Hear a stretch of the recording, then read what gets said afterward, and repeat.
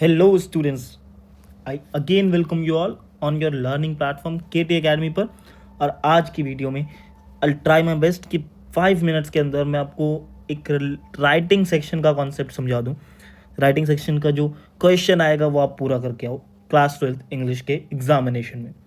तो चलिए शुरू करते हैं, मैं फालतू का टाइम वेस्ट नहीं करूँगा, आई प्रॉमिस यू गाइज। तो चलिए शुरू करते हैं। आज की वीडियो में मैं आपको जो टॉपिक करवाऊँगा within 5 minutes, that is formats of letter to the editor. देखिए बहुत सिंपल सा फॉर्मेट है जिसको आपको फॉलो करना है। उसके बाद आपको कुछ लाइंस ऐसी है जो आपको याद ही रखनी है और कुछ आपको क्वेश्चन से मिलेगा, तो वेरी लेस पार्ट जो आपको अलग से लिखना है। ठीक है, अगर आप ये फॉर्मेट फॉलो करते हो you are getting all your marks. ठीक है, तो आपको ऑल जितने भी पॉसिबल आपके मार्क्स है यू आर गेटिंग दैट।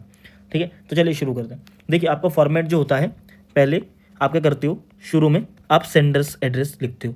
ठीक है, इसमें आपको ध्यान क्या रखना है, अगर आपका एड्रेस कोई दे रखा है तो आप वो लिखते हो, नहीं तो आप एग्जामिनेशन हॉल दिल्ली या फिर जिस भी स्टेट से आप एग्ज़ाम लिख रहे हो आप उसका नाम लिखते हो।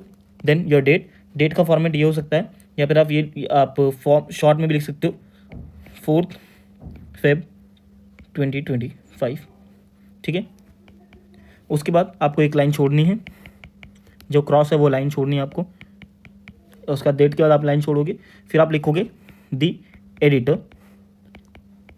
एडिटर को जो आप लेटर लिखोगे, तो आप एडिटर को लिख रहे हो तो द एडिटर, उसका जिस भी न्यूज़पेपर, अगर आपको जनरल क्वेश्चन जो आता है उसमें बोलता है कि डेली न्यूज़पेपर को लिखना है, तो आप किसी भी न्यूज़पेपर को लिख सकते हो, हिंदुस्तान टाइम्स, द हिंदू या फिर जो भी न्यूज़पेपर है।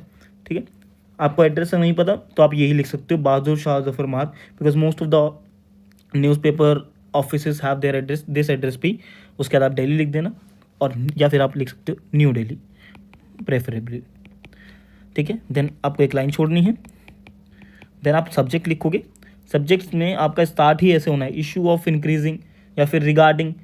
ठीक है, तो इंक्रीजिंग रोड रेज, इंक्रीजिंग, मैं आपको एक सिंपल से एग्जांपल के थ्रू समझाऊंगा इसको पूरे को, दैट इज यमुना पॉल्यूशन। ठीक है, तो मान लीजिए आप लिखोगे issue of increasing pollution in Yamuna river, ठीक है, इन आर एरिया या फिर इन द स्टेट, आप वो लिखोगे।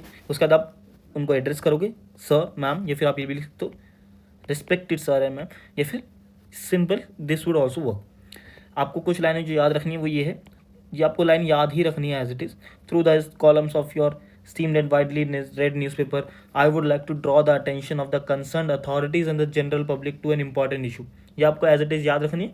फिर आप क्या बताओगे, जो भी आपका सब्जेक्ट था यहाँ पर, issue of increasing pollution in the Yamuna river in are state. ठीक है, तो आपने प्रॉब्लम इंट्रोड्यूस कर दी, बेसिक सा बस इतना ही बताना है, प्रॉब्लम को बहुत डिटेल नहीं बताना। आपका नेक्स्ट पैरा आएगा। पैरा कैसे स्टार्ट करने होते देखिए, मान लीजिए मैंने यहाँ से लिखना शुरू करा, ये हो गया पैरा। नेक्स्ट का मतलब ये नहीं कि आप एक लाइन छोड़ोगे, नहीं, ये नहीं करना। आपको क्या करना है, यहाँ से शुरू करा था अभी ये पैरा, तो मैं थोड़ा सा आगे से शुरू करूँगा। ठीक है, फिर अगला पैरा ये यहाँ से खत्म हो गया, ये एक लाइन लिखोगे, फिर दोबारा से वहीं आ जाना है शुरू में। ठीक है, ऐसे। उसके बाद आप क्या करोगे, कॉजेज ऑफ प्रॉब्लम बताओगे कि कैसे, मैं मान लीजिए मैं यमुना का एग्जांपल लेता हूँ, तो आप बताओगे कैसे यमुना रिवर में सीवेज प्रॉब्लम से सीवियर वाटर को ऐड किया जाता है, और बाकी जो और भी कारण है जिसकी वजह से गंदी होती है। ठीक है, इंडस्ट्रियल वाटर को उसमें फ्लश किया जाता है। आप बेसिकली डिटेल बताओगे, क्योंकि जो टॉपिक्स आते हैं वो ऐसे आते हैं जिसके बारे में आप फेमिलियर हो। आगे आप कॉन्सिक्वेंसेज बता दोगे, ठीक है, पैरा 2 में, और प्रॉब्लम के सोल्यूशन बता दोगे इसी में कि क्या क्या किया जा सकता है। बेसिकली आपको प्रॉब्लम को डिटेल में डिस्क्राइब करना है। ठीक है, उसके अलावा फिर आप नेक्स्ट पैरा आओगे। ठीक है, नेक्स्ट पैरा क्या मैंने बताया आपको शुरू कैसे करना। मान लीजिए पैरा यहाँ तक खत्म हो गया था, उसके बाद नेक्स्ट पैरा शुरू करना होता तो थोड़ा सा आगे से शुरू करते हैं, फिर दोबारा से शुरू में आ जाते हो। ठीक है, ये फिर आप अगले पैरा में क्या दोगे, I request you to publish this letter. देखिए आप एडिटर से प्रॉब्लम को सॉल्व नहीं करा रहे, आप चाह रहे हो कि आप वो अपने न्यूज़पेपर में इसको प्रिंट करें किसी कॉलम में, जिससे लोगों का अटेंशन इसकी तरफ आए, अथॉरिटीज़ का अटेंशन आए, जिसकी वजह से इसको कंसिडर किया जा सके इस इशू को और सॉल्व हो प्रॉब्लम। एडिटर आपकी प्रॉब्लम सॉल्व नहीं करेगा। ठीक है, तो आप क्या बोलोगे, आप रिक्वेस्ट करोगे, I request you to publish this letter with some relevant photographs to spread awareness among the readers, and आप ये भी लिख सकते हो, रेज द अटेंशन अमंग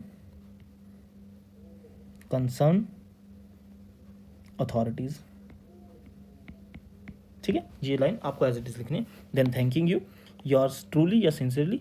देखिए उसके बाद आप नाम लिखोगे, जो भी क्वेश्चन में दे रखा तो आप वो लिखोगे, अदरवाइज आप ABC, simple.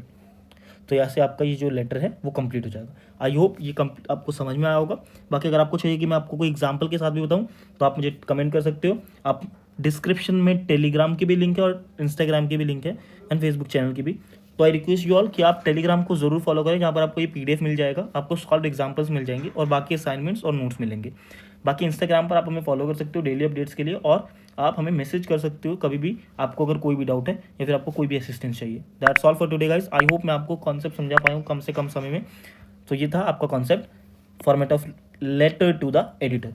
Thank you guys for watching the video. Like, share and subscribe the channel so that you are aware of other videos. Thank you guys.